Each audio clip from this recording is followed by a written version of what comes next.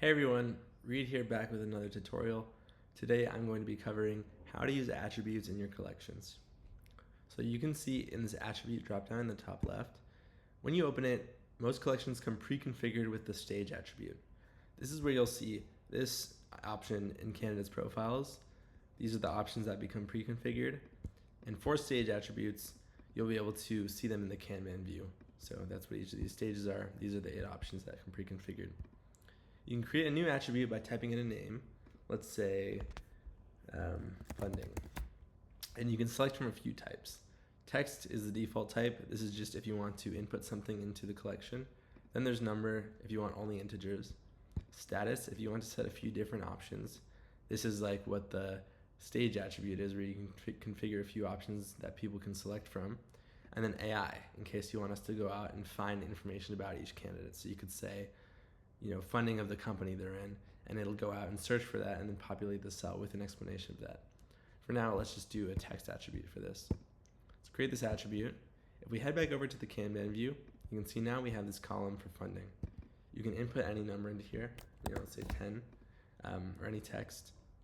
And it's just a way to manage candidates and use the collection view to see them populated here.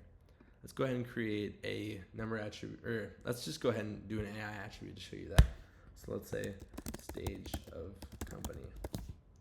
AI, please find the latest funding round of the current person's company. Let's activate it immediately. Actually, let's deactivate that and then reactivate it. Oh, there it is. Okay. So you can see here, it showed up, did some searches.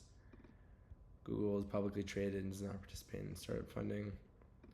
Airbnb was its IPO. Zoox was a $430 million Series E.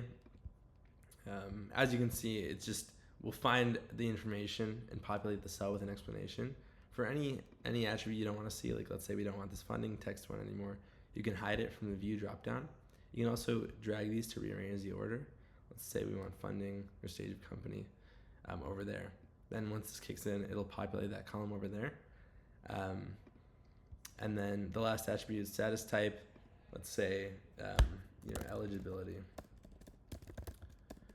Let's say, is this person hireable by us, or is there something stopping us? Let's say yes, no. You can create this attribute and then just control it here. Yes, no, yes, and it'll just show up like that. And then if you want to set that as the Kanban view, what you do is you go to attributes and then you can click this icon for the Kanban. You can see it swapped this one from darker to this one. Now if we switch to the Kanban, we see yes and no here. You can configure icons and colors from here. You can also drag to reorder these. And then, that's the basics of attributes. See you in the next tutorial.